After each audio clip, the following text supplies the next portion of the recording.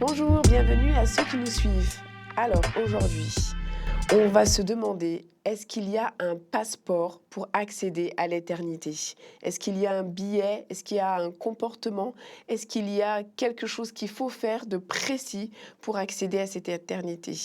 Et nous allons aborder ce sujet avec le pasteur Élise Lazarus. J'espère que tu vas bien, Élise. Mais je vais très bien, Nafi. Je suis très contente de te voir et puis je suis contente d'être avec tous ceux qui nous écoutent et qui nous suivent. Merci. Et également avec le pasteur Camille Gétraud. Alors, est-ce que tu vas bien? Bonjour Nafi, content de te voir, je suis en pleine forme. Bonjour à tout le monde. Et j'ai une question pour eux. Faut-il ce fameux sésame, pour accéder à cette éternité? Dans un premier temps, je vais vous lire un texte dans la Bible qui est 1 Thessaloniciens 5, verset 23. Je vous laisse prendre votre Bible. Moi, je l'ai déjà mis là pour aller un petit peu plus vite. C'est bon pour vous? Oui. Alors, nous vous en prions aussi, frères. Avertissez ceux qui vivent dans le désordre. Consolez ceux qui sont abattus. Supportez les faibles. Usez de patience envers tous. Prenez garde que personne ne rende à autrui le mal pour le mal. Mais poursuivez toujours le bien, soit entre vous, soit envers tous. Soyez toujours joyeux. Priez sans cesse. Rendez grâce en toutes choses, car c'est à votre égard la volonté de Dieu en Jésus-Christ. N'éteignez pas l'esprit, ne méprisez pas les prophéties, mais examinez toutes choses. Retenez ce qui est bon, abstenez-vous de toute espèce de mal. Que le Dieu de paix vous sanctifie lui-même tout entier, et que tout votre être, l'esprit, l'âme et le corps, soient conservés irrépréhensibles lors de l'avènement de notre Seigneur Jésus-Christ. Celui qui vous a appelé est fidèle, et c'est lui qui le fera. Frères, priez pour nous, saluez tous les frères par un saint baiser. Pouvez-vous nous expliquer qu'est-ce qu'une épître de Paul? Déjà, parce que peut-être qu'il y a des personnes qui nous suivent qui ne savent pas ce que c'est. L'un d'entre vous? En fait, une épître, c'est un mot très compliqué pour dire quelque chose de très simple. C'est une lettre. D'accord. Si un jour, Nafi, je décide, je suis à la maison, je dis « Ah, j'ai envie de parler à ma copine, mais mon téléphone est éteint. » Je prends du papier, je t'écris, j'écris que c'est pour Nafi et que je l'envoie à ton adresse. Je t'ai écrit une épître. Dans la Bible, tu as plusieurs épîtres, donc plusieurs lettres de Paul et d'autres personnes qui ont été conservées. On considère que, même s'ils ont écrit à des gens en particulier, il y a quelque chose de profond qui était dedans, d'inspiré par Dieu. Et donc, tu as certaines épîtres qui sont pour des églises, par exemple celle que tu viens de lire, Thessaloniciens, ce n'est pas un prénom, ce serait bizarre comme prénom, romain, corinthien, galate, c'est des villes. C'est des villes qui ont existé, et en fait, il y avait des églises dans ces villes, et donc Paul écrit à l'église. Et puis, tu en as certaines, c'est pour une personne. Par exemple, tu as une lettre à Timothée, à Tite, à Philémon. Je suis heureuse qu'elle existe juste parce qu'il y a Philémon dedans. Ce prénom, enfant, ça me faisait mourir de rire. Mais donc là, c'est à une personne en particulier. C'est important de s'en rappeler parce que si j'écris un texte où je veux que ce soit publié et que ça reste pour l'éternité auprès des gens, j'écris pas tout à fait pareil que si je pense à quelqu'un et où là, je vais donner des fois des conseils un peu plus Précis, spécifiques, que j'écrirai pas peut-être pour tout le monde. Donc, ça ne veut pas dire que c'est pas important et que c'est pas beau ce qui est écrit. C'est juste, il faut toujours se rappeler dans un coin de sa tête, attention, là, il écrit pas pour l'univers, il écrit pour quelqu'un. Il n'empêche que Dieu est trop fort. Ah oui. Parce qu'il fait en sorte que ce texte qui a été écrit pour des gens en particulier, nous, encore aujourd'hui, on y trouve des choses incroyables pour notre vie. D'ailleurs, c'est intéressant cette différence qu'il y a entre le style qu'on utilise quand on écrit à une église ou on écrit à un individu. Alors là, pour contextualiser un petit peu, Thessalonique, ça se trouve dans l'archipel grec. Et ça fait partie des premiers chrétiens. C'est des gens qui ont été persécutés, des gens qui étaient un petit peu, disons, maltraités, parce que c'est pas évident, quand on se convertit au christianisme, de changer de style de vie et d'être quand même accepté par son environnement. Surtout à l'époque. Surtout à l'époque. Et même encore aujourd'hui, dans certaines régions du monde, quand vous vous convertissez au christianisme, vous risquez votre peau. Hein. C'est pas compliqué. Et donc l'apôtre Paul va leur écrire de quoi les encourager, de quoi les édifier, les solidifier, si on veut, quoi, pour le dire en français courant.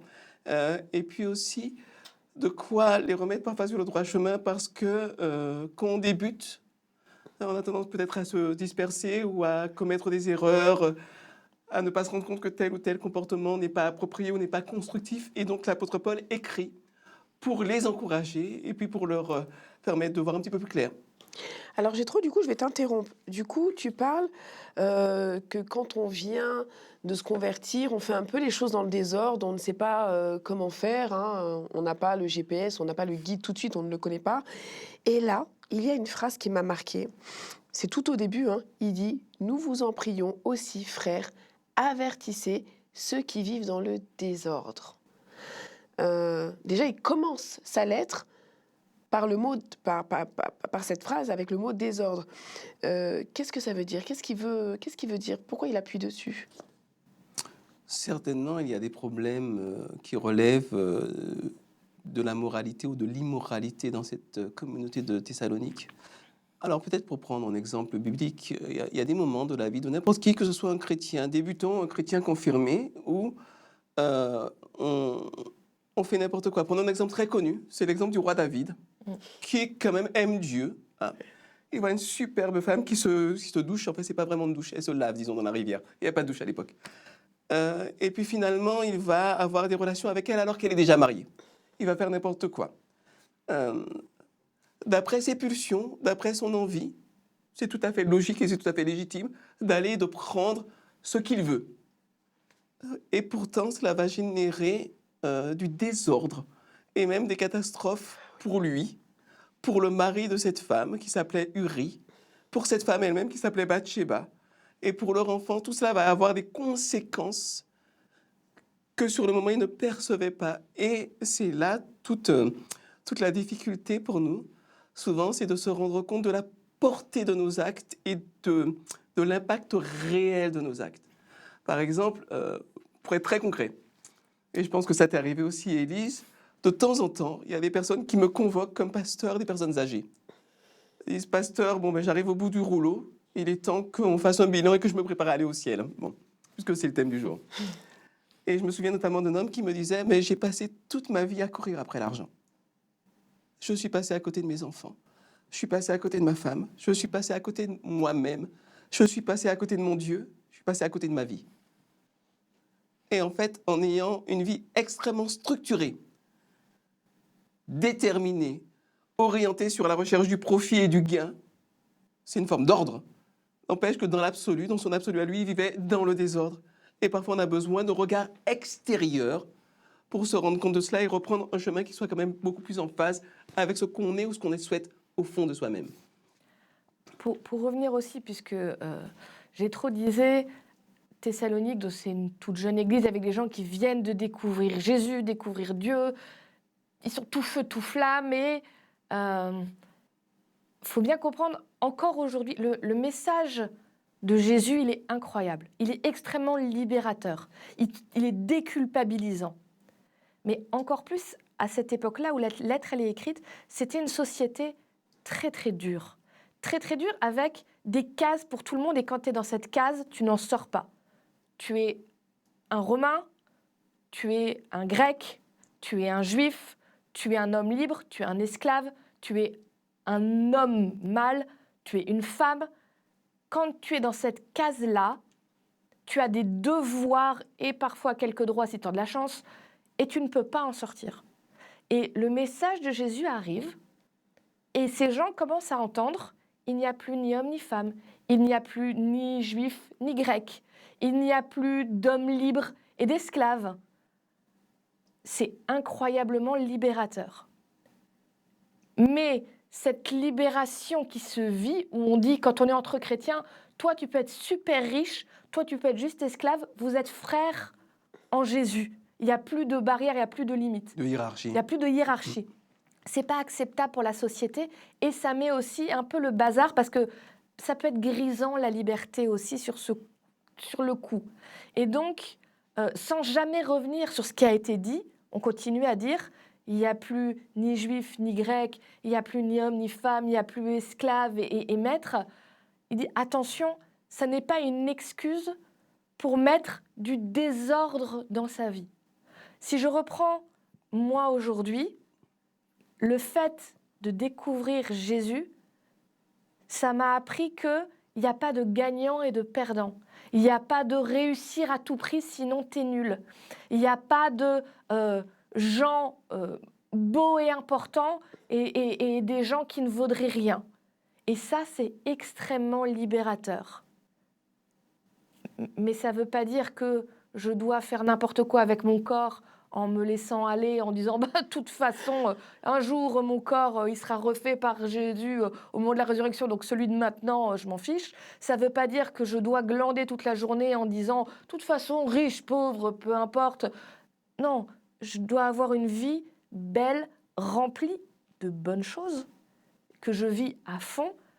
Mais Dieu est un Dieu d'ordre, mais un ordre bienfaisant, pas un ordre qui enfonce les gens ou qui les enferme. Et il y a un verset qui m'a marqué. Ça m'a marqué énormément. Et toujours dans le même texte, hein, toujours dans 1 Thessaloniciens, veuillez m'excuser. Et il dit « Prenez garde que personne ne rende à autrui le mal pour le mal. » J'étais du genre très rancunière avant et j'ai appris à me dire laisse tomber. Est-ce que aujourd'hui ça a de l'importance, soit, mais est-ce que demain matin ça aura de l'importance? Je ne suis pas sûre. Mais ce texte quand même est très important. Est-ce que vous pensez que la rancune, même si c'est quelque chose qui peut empêcher d'aboutir au ciel?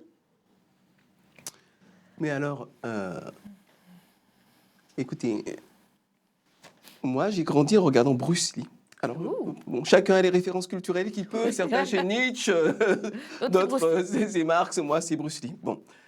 Bruce Lee a joué dans un certain nombre de films dans lesquels le scénario est tout le temps le même. Il subit une offense quelconque, ou une perte, on a tué son mari, son chien, sa plante, enfin choisissez ce que vous voulez. Et puis il va y avoir tout un parcours où il va taper un tas de gens jusqu'à se retrouver enfin extase finale devant le grand méchant, qu'il va rouer de coups et le tuer avec une grimace, un rictus de haine et de satisfaction mélangée. Voilà. Et puis, quelque part, le film est monté pour que toi, en tant que spectateur, tu suives ce cheminement-là et que tu arrives et que tu n'aies qu'une hâte, c'est de tabasser le méchant.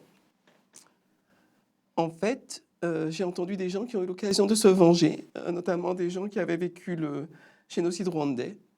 Et ceux qui ont eu l'occasion de se venger disent qu'après la vengeance, ils se sentent toujours vides, creux et insatisfaits. On court après la vengeance jusqu'à ce qu'on l'obtienne, mais qu'en fait la vengeance, elle te servait à te tenir debout pendant un temps parce que tu avais peur de te retrouver face à ta souffrance, mais qu'en fait la vengeance ne t'apporte rien du tout. Et donc, il y a toute une déconstruction à faire, c'est la déconstruction de la rétribution. La rétribution, c'est le mot qui veut dire qu'on te donne ce que tu mérites. On te rétribue, on te donne ce que tu mérites. Et dans la tête de beaucoup, et moi j'ai été éduqué comme ça, tu fais une bêtise, tu mérites d'être châtié. Donc j'ai connu les fessées, les gifles, les choses comme ça. Bon.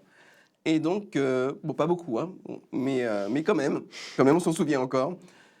Mais en réalité, rendre le mal pour le mal, à aucun moment ne peut apporter une satisfaction, même si c'est une tendance que je dirais d'un point de vue immédiat, d'un point de vue du réflexe. Voilà, si tu me donnes un grand coup de pied, spontanément, soit je vais partir en courant, soit je vais te donner un grand coup de pied, l'un ou l'autre. Mais typiquement, je ne vais pas me mettre à penser, à analyser tout, je vais réagir. Mais au-delà du stade de la réaction, quand on rentre dans la culture de rendre le mal pour le mal, finalement, on se fait déjà du mal à soi-même en premier, mais je laisse Élise le soin de continuer de développer la pensée. Alors, je vais aller encore plus loin sur le rendre le mal pour le mal, parce que tu as la vengeance, encore faut-il réussir à le faire, mais juste cette pensée, parce qu'il dit « essayez de rendre le mal pour le mal ». Il ne parle même pas d'y arriver. Je vais donner un exemple. Essayer de rendre le bien pour le mal? Non, justement. Il te dit de chercher, dans le texte, il ne te dit pas chercher la vengeance, il te dit n'essayez pas de rendre le mal pour le mal. N'essayez pas, oui. N'essayez pas. Je vais donner un exemple, je suis désolée, dégoûtant, mais marquant. Si vous avez un bon gros bouton d'acné, les gros boutons blancs là, Qu'on ne se souhaite pas. non, on ne souhaite à personne. On est tous Mhm. passés par là. Enfin, moi, je suis passée par là, je connais. Il y a une tentation extrêmement forte qu'on a tous. C'est de le faire exploser. Et le moment où ça explose, ça a beau être dégoûtant, il y a une espèce de satisfaction immense à ce plop. Sauf que, tout de suite après, on regrette. Parce qu'on sait que ça va faire une cicatrice et que la peau ne sera plus jamais pareille et que ce qui aurait pu guérir si on l'avait laissé naturellement maturer et s'en aller, en le faisant exploser, on gardera une trace de ce bouton. Rendre le mal pour le mal, c'est comme un bouton d'acné. Sur le coup, ça fait du bien. Je suis désolée, mais c'est vrai. Sur le coup, t'as mouché quelqu'un, t'as eu ta petite vengeance mesquine. Le moment où ça se passe, tu te sens bien, tu te sens fort, tu te sens puissant. Mais derrière, ça te marque pour la vie, ça te change pour la vie. Tu deviens un peu plus comme cette personne qui t'a fait du mal. Et quelque part, elle a presque gagné quand même parce qu'elle t'a abîmé pour toujours. Et même sans aller jusqu'à réussir à le faire, quand tu es dans ton lit en train de refaire une conversation parce que tu aurais voulu moucher la personne ou que tu es en train d'imaginer ton plan de vengeance, l'autre, il dort. Il en a rien à faire, il dort. C'est toi qui es dans ton lit en train d'avoir la boule au ventre, l'énervement et l'insomnie. C'est toi qui es blessé en premier par ça. Et je pense que si Dieu te dit ne cherche pas à rendre le mal pour le mal, c'est même pas sois un saint, tu es au-dessus de ça. On n'est pas au-dessus de ça, c'est pas vrai. Par contre, Dieu te dit écoute, ne rentre pas dans cette démarche-là parce que celui qui va en souffrir, c'est toi. Laisse derrière parce que tu seras plus heureux comme ça. Tu arriveras à être plus heureux comme ça et tu ne seras pas abîmé. Et après, si tu arrives vraiment à avoir un grand cœur, tu peux arriver à dire mais ça permet à l'autre peut-être d'évoluer, de changer, de demander pardon un jour, d'être un autre. C'est en deuxième temps. Hein. La foi, c'est intéressant parce que dans ce que Dieu propose, il te propose d'abord du bien pour toi. Et ensuite, quand tu as compris qu'il t'aime et que ton cœur est rempli de son amour, tu arrives à mieux vivre avec les autres et à mieux te comporter avec les autres. Mais il ne te demande pas en premier tout de suite d'être un saint. D'abord, il te demande d'accepter qu'il veut prendre soin de toi. Il y a un système mimétique dans le cerveau, le système des neurones miroirs.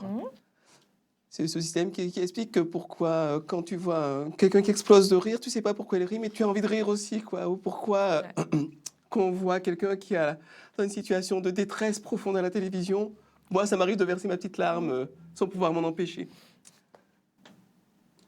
Et donc, quelque part, mon cerveau est configuré pour que je me reconnaisse dans l'autre et que je m'identifie à l'autre. Il y a une partie de mon cerveau dont c'est la fonction d'ailleurs. Et quand je blesse l'autre, d'une certaine manière, quand je l'attaque, quand je le détruis, quand je lui fais du mal d'une certaine manière, je me fais du mal à moi-même aussi. Et il y a un beau verset de la Bible qui dit « Ne te détourne pas de celui qui est pauvre, qui te demande de l'aide. Ne te détourne pas de celui qui est ta propre image. » Et j'estime que la neurologie apporte dans ces neurones miroirs un élément concret qui explique pourquoi, effectivement, qu'on aide quelqu'un qui est dans la misère ou qu'on pardonne à quelqu'un qui a fait du mal, pourquoi, quelque part, on se traite bien soi-même. Je pense que c'est même vrai avec les animaux domestiques, mais alors ça, c'est personnel. Quand tu traites bien un chien, que tu le caresses bien, tu te fais du bien à toi-même et tu le sens. D'ailleurs, juste après, il dit « Mais poursuivez toujours par le bien. » Et c'est pour nous, soit entre vous, soit envers tous. C'est très clair. Il dit aussi qu'il faut toujours être joyeux. Soyez toujours joyeux. Mais là, je vais avoir besoin de vos lumières. Il dit « Priez sans cesse, rendez grâce en toutes choses. » Rendez grâce en toutes choses. Personnellement, c'est très facile pour moi. Je sais que ce midi, je vais passer un très bon moment. Je peux rendre grâce pour ça. Mais quand il m'arrive quelque chose de compliqué ou de délicat ou un décès, rendre grâce pour ça, ça peut être difficile parfois, non ? Rendez grâce en toutes choses. Alors, je n'ai pas vraiment d'explication technique ou théologique à donner, mais simplement un témoignage. Pour ma part, j'essaie au jour le jour de développer une culture de la gratitude. Parce que Tout d'abord, de manière objective, j'estime que j'ai énormément de raisons d'être satisfait, d'être content. J'ai un repas 2, 3 fois par jour, je mange à ma faim, je prends des douches, j'ai de l'eau potable qui tourne du robinet. Je veux dire, du point de vue matériel, j'ai énormément de raisons d'être satisfait. Du point de vue culturel également, j'ai accès à une culture immense, comme la plupart des gens sur Terre maintenant, hein. Au travers d'Internet, tu as accès à la musique, tu as accès à énormément de choses. Donc, mais au-delà de ce que j'ai, il y a tout ce que je n'ai pas et que je pourrais vouloir. Mais au-delà de tout cela, j'estime que, et je le vis comme ça, avoir une culture de la gratitude, c'est ce qu'il y a de plus bénéfique et de meilleur pour l'esprit humain. Et donc, j'essaie de partager ça avec mes enfants parce que mes enfants, oui, alors j'ai pas eu assez de steak, ou bien j'ai pas eu ceci, ou mon copain il a plus de consoles, de jeux vidéo que moi, etc. Je lui dis, mais écoute, de toute manière, ce que tu as, c'est ce que tu as, autant être heureux avec ce que tu as parce que tu es ce que tu as. Tu n'as pas plus. Donc, autant être le plus heureux et d'optimiser ton bonheur. Et donc, cette culture de la prière et de rendre grâce, grâce et charisme, quoi, c'est le cadeau, dire merci pour le cadeau si on veut, hein. C'est une culture qui fait un bien fou à l'esprit humain et je pense que c'est une culture ultra rationnelle.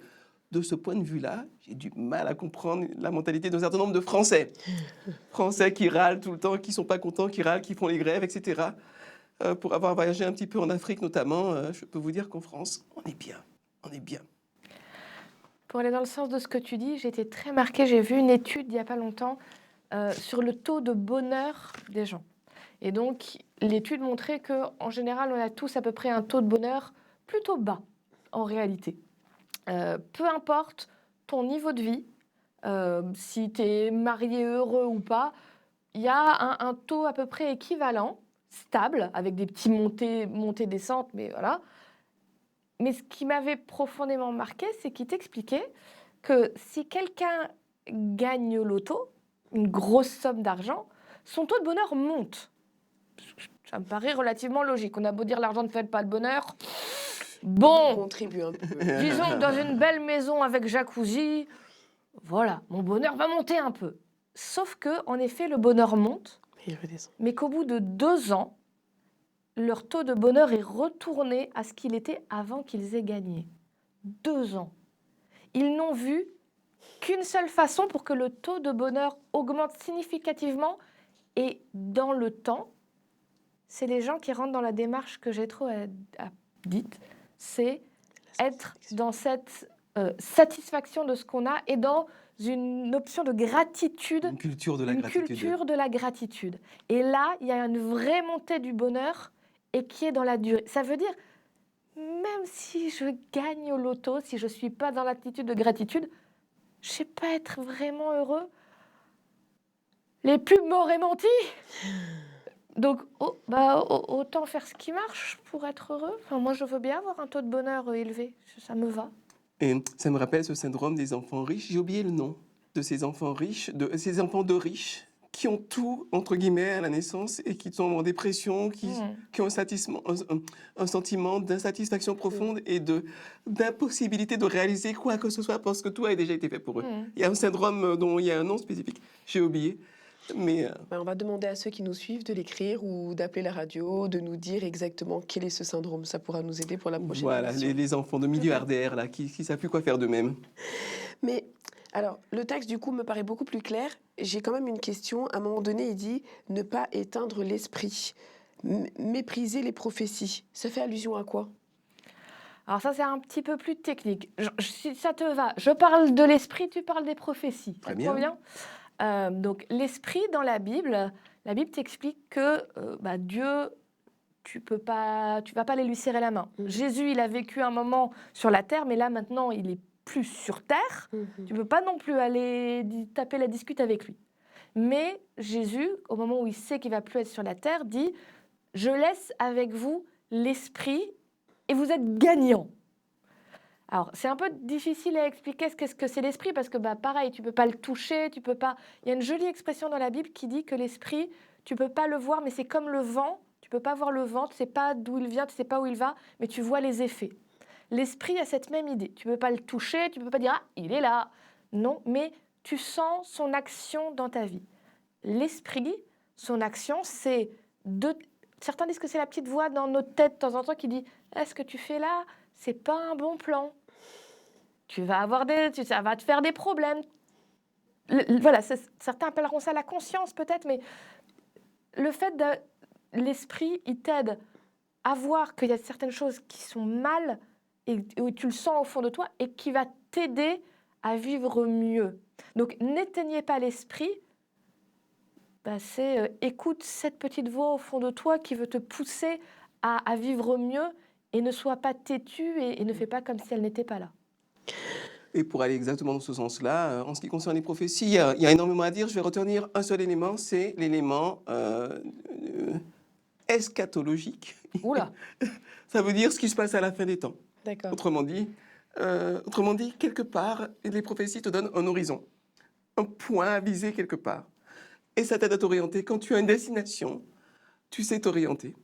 Et si le point où tu dois aller là-bas, tu ne vas pas partir par là-bas, tu ne vas pas partir par là-bas, tu ne vas pas creuser pour t'enfoncer, parce que beaucoup de gens font ça, ils creusent sous leurs pieds. Et moi, je l'ai fait. Je critique personne, mais j'ai fait. D'accord. J'ai scié souvent la branche de bonheur sur laquelle j'étais assis. Je me suis saboté moi-même souvent. Mais quand on se dit, il y a un point d'arrivée, c'est pas la peine peut-être de s'enferrer dans de la rancune, comme tu disais tout à l'heure. C'est pas la peine de méditer la vengeance. Non, il y a un point d'horizon. Ces petits dérangements, ces petits événements-là, je ne vais pas leur donner autant d'importance que ça, parce qu'il y a un point d'arrivée. Et ne pas mépriser les prophéties, c'est notamment fixer l'horizon et marcher vers la destination finale. D'accord. C'est très clair, mais du coup, pour résumer tout ça, comment diriez-vous, comment se prépare-t-on pour passer cette éternité avec Dieu et où est-ce que je peux récupérer ce fameux ticket d'or, ce sésame, pour pouvoir passer mon éternité avec lui? Tu sais qu'il y a eu un fait divers il y a quelques années maintenant qui a pas mal circulé sur Internet. C'était en Afrique quelqu'un qui justement prétendait vendre des tickets pour le paradis. Bon, il s'est fait arrêter, il a fini en prison. Parce que, bon, Oui. le pire, c'est que ça a marché. Il y a des gens qui lui ont acheté ça en disant « Il n'y a pas de ticket d'or pour le paradis. C'est pas en faisant des choses qu'on a le paradis. » Par contre, comment est-ce qu'on se prépare et pourquoi est-ce qu'on se prépare? S'il y a une façon de vivre que je pense être bonne, qui sera celle de l'éternité, donc une façon de vivre où on s'entraide les uns les autres, où on essaie de ne pas se faire de mal, où on essaie dans cette gratitude constante, si je veux faire un jour un marathon, je ne vais pas le jour même y aller sans m'être préparée.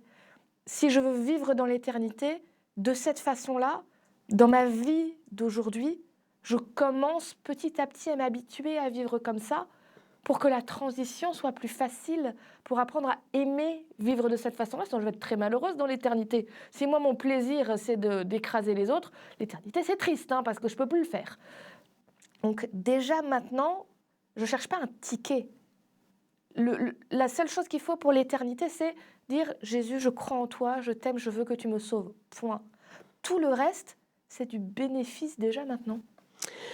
Donc, si j'ai bien compris tout ce que vous m'avez dit et si je devais résumer tout ça, vous allez quand même m'arrêter si je me trompe, mais il n'y a pas de ticket d'entrée, il n'y a pas d'argent à donner, il n'y a pas de comportement à avoir parce que ce n'est pas forcément ce qui va nous permettre d'y accéder, mais le comportement qu'on va avoir, c'est forcément le comportement qui sera approprié et c'est ce qui se passera au ciel. On ne pourra pas prétendre à vouloir faire du mal aux autres et souhaiter arriver au paradis et trouver un pays magnifique avec des gens magnifiques, vouloir quelque chose de parfait alors qu'on n'est pas capable de le faire déjà sur cette terre, je dirais. Je pense que c'est ça. Voilà, maintenant on sait ce qu'il reste à faire. Si vous avez des conseils pour vivre les choses le plus positivement possible, cette gratitude dont j'ai trop parlé tout à l'heure, merci, je note. Et aussi le bien vivre ensemble que Élise a bien expliqué. Je vous invite à toujours nous suivre, parce qu'il va y avoir aussi d'autres émissions où on parlera de bien vivre ensemble. Je vous invite aussi à nous poser des questions, soit à la radio ou aussi mieux, hein, peut-être dans cette barre d'infos en dessous, dire ce que vous avez ressenti lors de cette émission. On vous remercie de nous avoir suivis et on vous dit à la semaine prochaine et on vous souhaite de passer une très bonne semaine, ainsi qu'à toi Gétro et ainsi qu'à toi Élise. Bonne Merci semaine beaucoup. à tous. Au revoir. Au revoir.